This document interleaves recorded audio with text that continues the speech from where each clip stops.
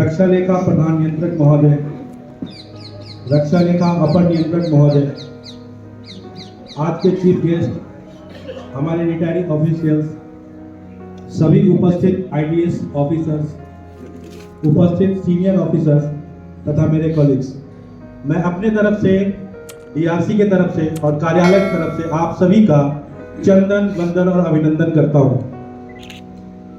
आज हम सभी Shri Ashok Kumar chip deputy controller तथा श्री भास्कर नाथ दास असिस्टेंट कंट्रोलर के सेवानिवृत्ति के अवसर पर उपस्थित हुए हैं।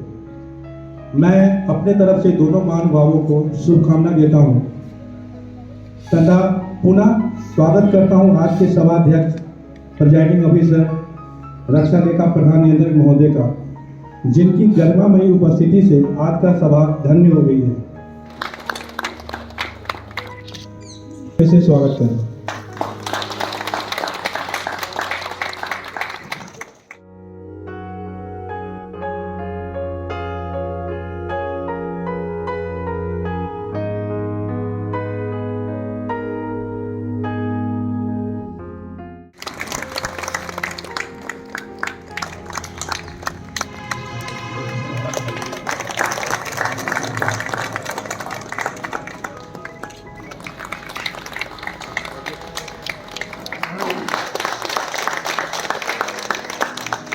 दासा के बारे में मैं बात करूं, मैं उनके साथ काम किया है थोड़ा दिन, और हमारे जो साथीगण हैं उन्होंने भी काम किया है। इनके बारे में एक चीज़ है कि जब भी आप जाते हैं ना, तो हमारे में से बहुत सारे लोग सोचते हैं कि चलता है काम, ऐसे ही चलता है, लेकिन जब आप दासा के बाद साथ जाएंगे तो वो ऐसे चलता नहीं है।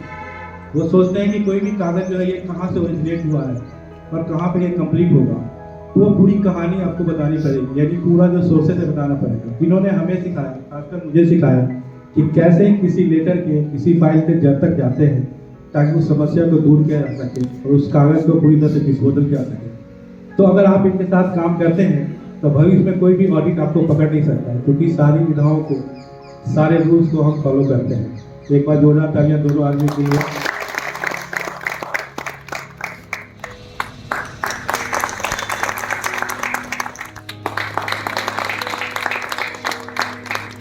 (29/9/87 को हुई थी। 87 को ये ऑडिटर बने थे। 89 से 92 ये पीओ जेकलाई में रहे। सीनियर ऑडिटर 92 में रहे। ये बीआर हेडक्वार्टर संपर्क में भी रहे हैं। 93 से 95 तक अखनूर में रहे। 95 में इन्होंने एसएस एग्जाम पास करके डब्ल्यूओ बने। 97 से 99 पीओ ले में रहे। 2003 से 2005 तक जी नॉर्थ उधमपुर में रहे। फिर आईएफए उधमपुर रहे। DO2 जम्मू में भी रहे। 2012 से 2014 तक पीओ आरआरसी दिल्ली कैंट में रहे, जहां ये सीनियर अकाउंट ऑफिसर बने। फिर ये 15 से 21 तक पीसीडीए एयरफोर्स न्यू दिल्ली में रहे और फरवरी 21 से लगातार मेन ऑफिस में कार्यरत हैं। 7 मार्च 2022 को इनको आईडीएस की रैंक मिली और ये सीटीए बने। इनके घर में मिशेल का एक लड़का, एक लड़की है, और बहुत जोरदार तालियों से इनका आप अभिनंदन करें। इनकी भी सर्विस 35 साल 5 महीने की है। इतनी लंबी सर्विस जहां बहुत सारे लोग नहीं कर पाए हैं, उम्र नहीं पार कर पाए हैं। और इनकी पढ़ाई कश्मीर में ही हुई है, पोस्ट ग्रेजुएट है केमिस्ट्री से, कश्मीर यूनिवर्सिटी से। मैं पुनः प्रधान नियंत्रक महोदय से आग्रह करूँगा, भास्कर नाथ दास हमारे एसीडीएस मोमेंटो तथा सर्टिफिकेट देकर सम्मानित करते।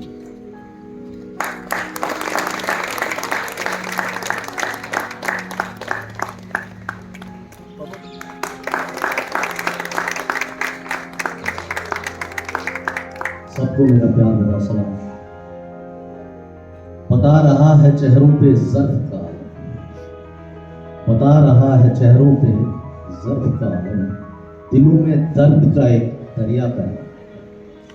ये दर्द तो हर एक को पता है, जितने भी साथी यहाँ मेरे हैं, हर एक को पता है कि ये दर्द क्या है। जब से इस डिपार्टमेंट में हम आए हैं, इनके साथ चले, शाना बशाना चले, ये हमारे साथ शाना बशाना चले, सीखने तो बहुत कुछ मिला। आज ये अपना बीएडी का सफर पूरा करने के बाद हमसे अलविदा हो रहे हैं। ये तो एक दस्तूर है, नियम है कि नौकरी करनी है और उसके बाद रिटायर होके घर जाना। ये दस्तूर मेरे लिए भी है, आपके लिए भी है, हर एक के लिए है, लेकिन बिछड़ने का दुख बहुत ज्यादा होता है, और खासकर उन साथियों के साथ जिन्होंने हमें इस डिपार्टमेंट में उंगली पकड़ के चलना सिखाया कि डिपार्टमेंट क्या है, तहजीब क्या है, वक्त क्या है, वक्त की नजाकत क्या है और वक्त को कैसे संभालना है। हमें बहुत दुख है, आज इमोशनल हो रहे हैं, लेकिन इस दस्तूर को चलाना है। कहते हैं आप साथ, ये आप तुम्हारे साथ ये मौसम फरिश्तों जैसा है, तुम्हारे साथ ये मौसम फरिश्तों जैसा है, तुम्हारे बाद ये मौसम बहुत सताएगा।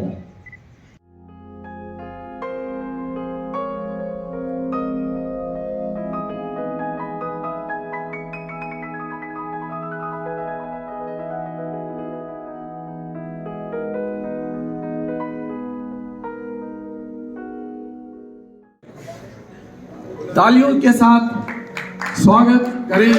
इस साइड से और शर्माना नहीं।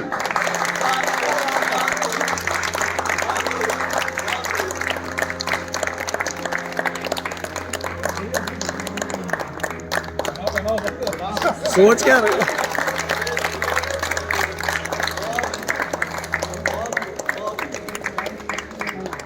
और मैं अपनी जो भी जिंदगी में किया है उसका श्रेय मैं भास्कर दास जी को देता हूँ। और सबसे इम्पोर्टेंट चीज़ ये है कि जो उन्होंने किया वो हम नहीं कर पाए, जो पढ़ाई उन्होंने की है वो हम नहीं कर पाए। मैं बातों में ही बहुत आगे था, बट पढ़ाई में इतना ज़्यादा नहीं था। पर इनका प्यार, बड़े भैया का प्यार, भाभी दोनों का प्यार की वजह से हमारा घर जो है वो आबाद रहा। और हम गौरवान्वित हैं कि आपने एक इतनी बड़ी आदमी आने के बाद हमारा घर, हमारा संसार सब कुछ छूट गया, सिर्फ हमारी सांसें बची। और उसके बाद भी जहां भी हम ग्रो हुए, हमने अपने आसपास के लोगों को भी अपने साथ ग्रो होने दिया और कोशिश करी कि हम उनके साथ बड़े हो जाएं, ना कि वो हमारे वजह से बड़े हो जाएं। तो हम उनका भी धन्यवाद करते हैं जिन्होंने हमें अपनी अपनी जगह पर साथ दिया, भास्कर जी और उनके स्टाफ मेंबर्स, उनके सीनियर्स, और जहां मैं कार्यरत हूं वहां भी। तो मैं अशोक कुमार चिप जी को और भास्कर नाथ दास जी के लिए आने वाले दिनों के लिए बहुत बहुत शुभकामनाएं देता हूं। मैं अपने परिवार की ओर से, अपने समस्त दास परिवार की ओर से बहुत बहुत शुभकामनाएं देता हूं, ताकि इनके दिन खुशियों से भरे रहें और जो नई इनिंग इनकी कल से शुरू हो रही है उसको भी उसी उत्तेजना के साथ, उसी हिम्मत के साथ, उसी साहस के साथ जिए।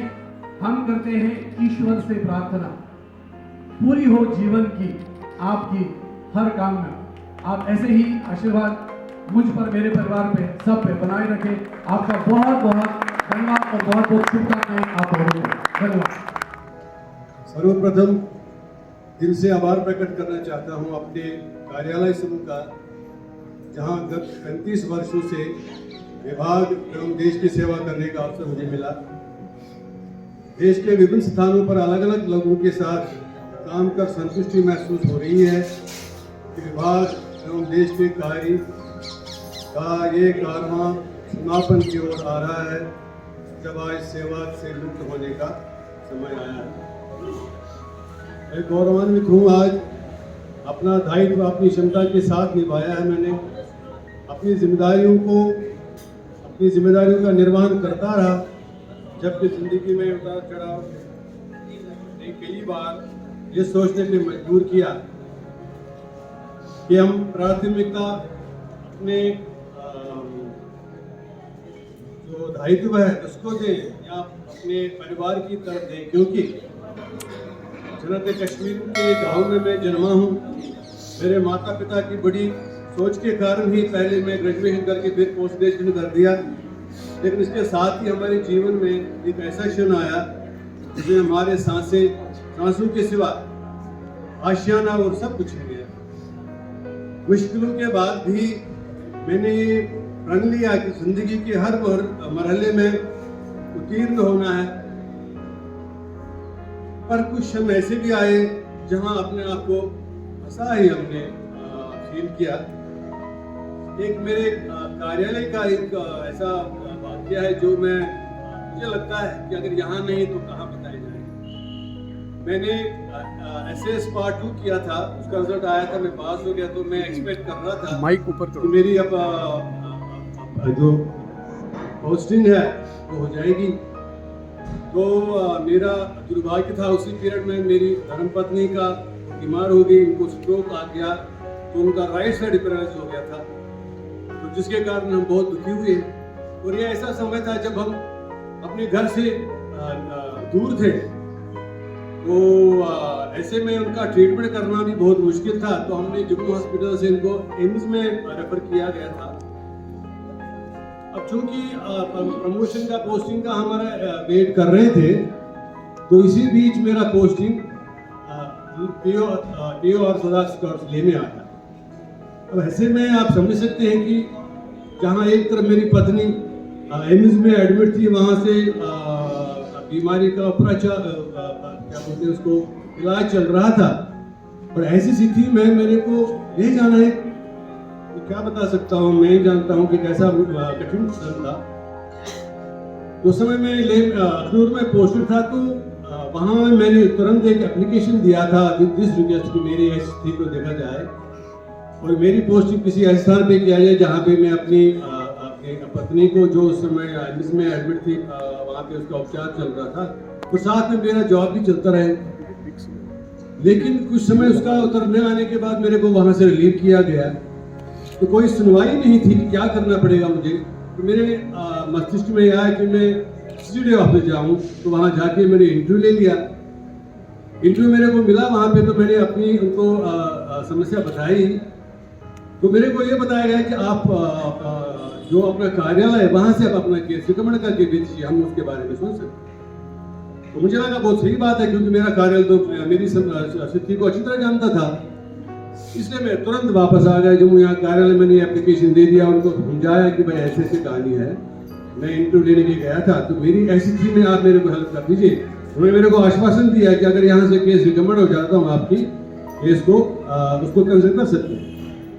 तो एप्लीकेशन दिया, मैं कुछ समय तक वेट करता रहा विद दिस इंटेंशन कि मेरे को बताया जाए कि आपका एप्लीकेशन रिकमेंड होकर गया। तो फाइनली 1-2 हफ्ते के बाद मेरे को पता चला कि मेरा जो एप्लीकेशन है वो वहाँ भेजा गया। तो जब मैंने पूछा कि आपने रिकमेंड करके भेजा नहीं, तो मेरे को बोला हाँ रिकमेंड तो है। तो मैं तुरंत, क्योंकि मेरे पास उस समय ऐसा ज़्यादा टाइम भी नहीं था, तो मैं CCD ऑफिस में गया, मुझे दोबारा वहाँ से इंटरव्यू मिला। लेकिन जब वो एप्लीकेशन, जब मैंने उनके पास गया, मैंने कहा मेरा एप्लीकेशन वहाँ से रिकमेंड हो गया, तो जब वहाँ पे उस एप्लीकेशन को देखा गया, it was simply forward, there was no recommendation on my application. तो मैं ये देखे तो एकदम बहुत ही दुखी हुआ। और जो वहाँ पे अधिकारी ने बोला कि no how can we help it, जब आपका कार्यालय आपका केस रिकमेंड है, तो हमको आपको जो स्थिति बयान करें, हमें नहीं लग रहा कि वो सही है। तो मैं तो अब एक ऐसी दुविधा में फंस गया, भाई क्या करूं, नौकरी पे ना जाऊं, उनको देखूं, वो भी स्थिति नहीं थी कि हमारे, मैंने जैसे बताया उस समय हम घर से निकले हुए थे, सहारा सैलरी के अलावा और कोई नहीं था। तो मैं कितनी देर अपने क्या बोलते हैं इसको, बिना सैलरी के मैं अपनी फैमिली को मेंटेन करता।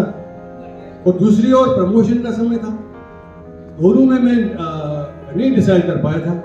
तो मैं असमंजस में था कि क्या करना।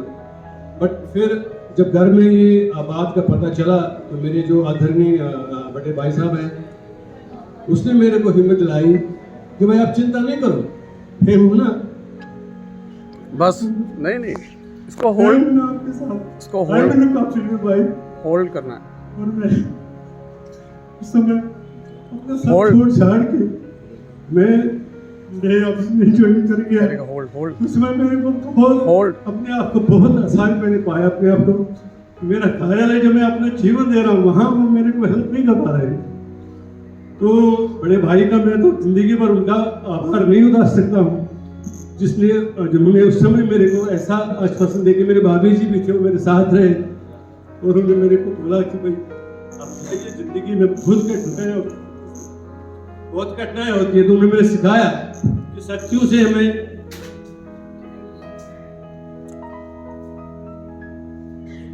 हमने हारना नहीं है।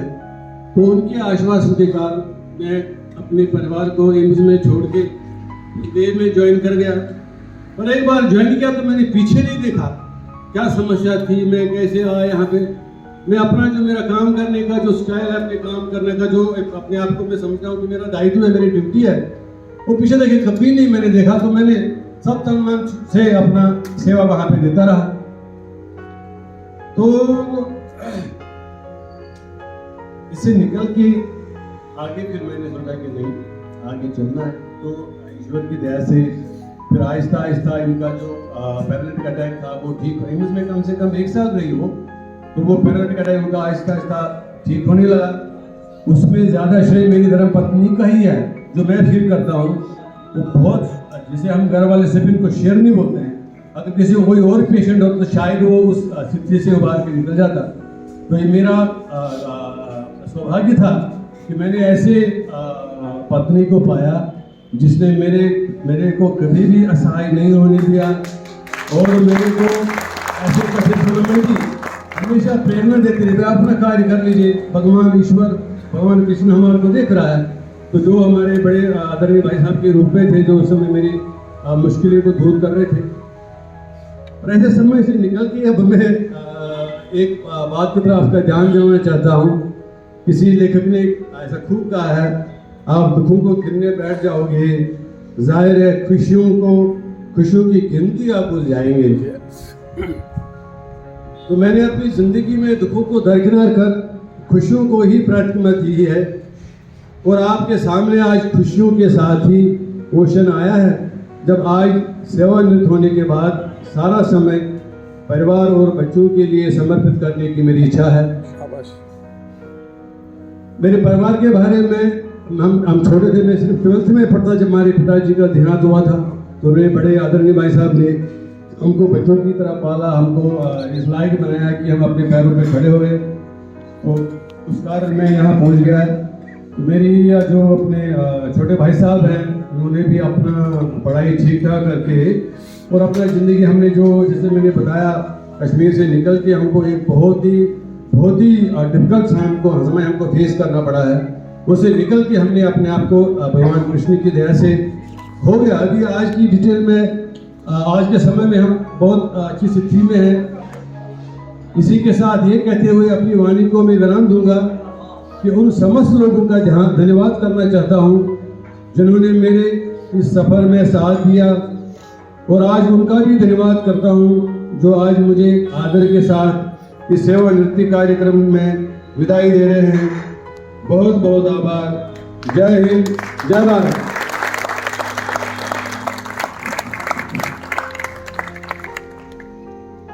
ये मैं ज्वाइन किया था, वहाँ रहे, जम्मू आए, एस किया। मुझे लगता है कि हाँ, जब जो मैं कर सकता था मैंने किया। आज मैं फुली सेटिस्फाइड हूँ कि मैंने चाहे काम हो या बाकी प्रमोशन एक्टिविटी, जो भी मैं कर सकता था मैंने किया, और मैं उसमें बिल्कुल सक्सेसफुल रहा हूँ।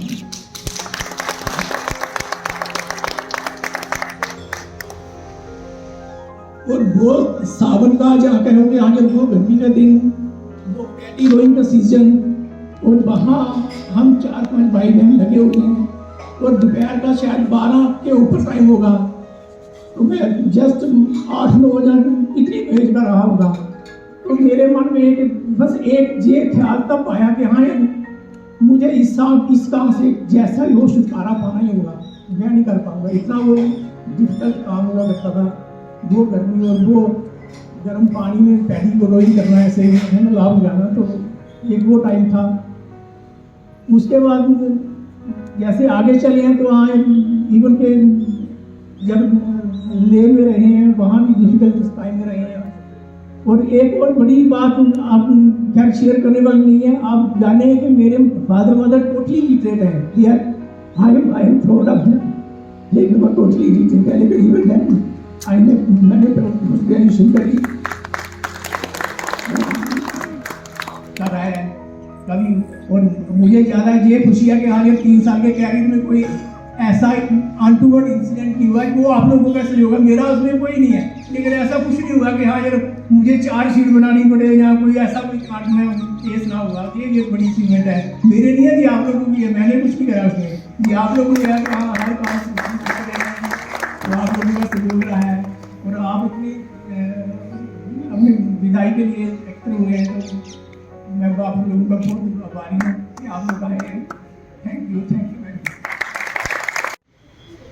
मैं बहुत आसन सो रहा था और बहुत तक वाले क्षण से गुजर रहा था। मुझे लगा कि ये मुझे माल्यार्पण बड़ा बढ़िया लगा।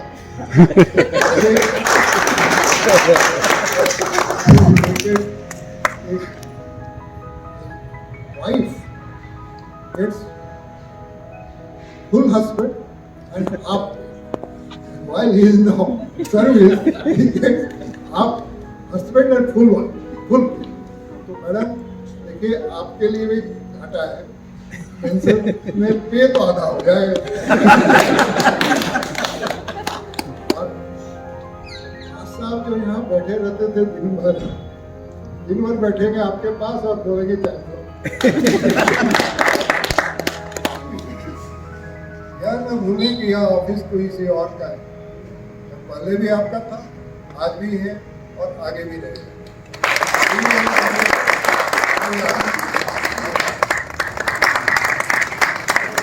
दास सर का मैं धन्यवाद देना चाहता हूँ, आपके फैमिली मेंबर्स का जो यहाँ आए, मैं धन्यवाद देना चाहता हूँ आप सभी का जो यहाँ उपस्थित थे, मैं धन्यवाद देना चाहता हूँ ऊपर वाले का जिन्होंने मौसम अच्छा बना के रखा जिसके कारण काम हो पाया। मैं धन्यवाद देना चाहूँगा एडमिन3 का जिसके लॉजिस्टिक सपोर्ट से हम ये कार्यक्रम कर पाए। मैं धन्यवाद देना चाहूँगा अपने DRC सारे मेंबर्स का, और मैं धन्यवाद देना चाहूँगा शिल्पी मैडम और शिखा मैडम का, और सभी लोगों का धन्यवाद देना चाहूँगा जिन्होंने इस कार्यक्रम को सफल बनाया।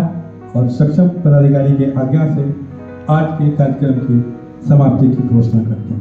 धन्यवाद। नमस्कार। आज 28 फरवरी को हमारे बड़े भैया श्री भास्कर नाथ जी रिटायर हुए हैं।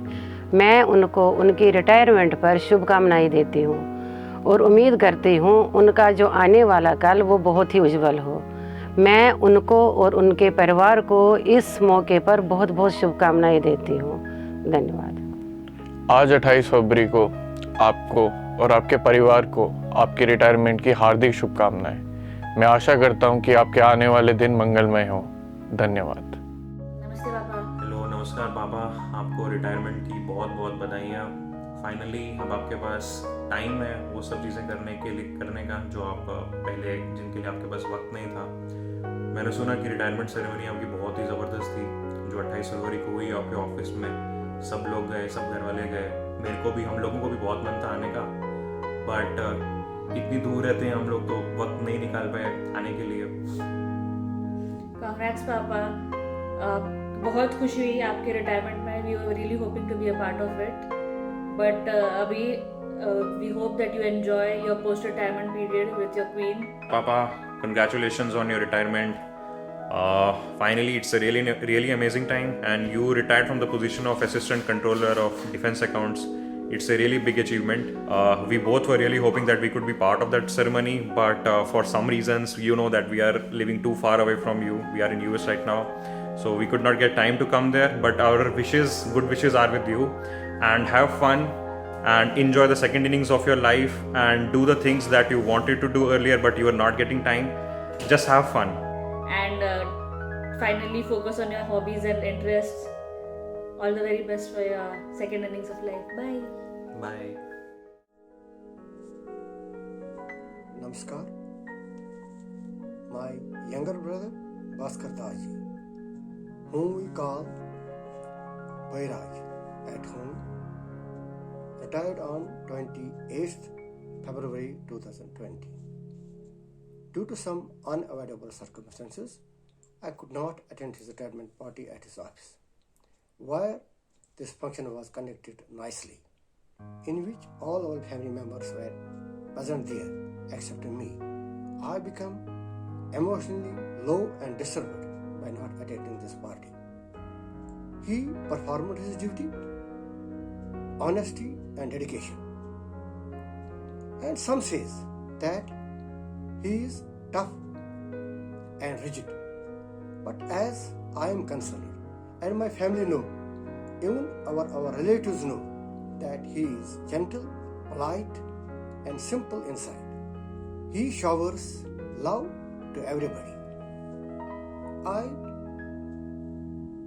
wish him happy and post-retirement life. I am blessed to have a brother like him. My Ashirwad is also with him and his family. Thank you.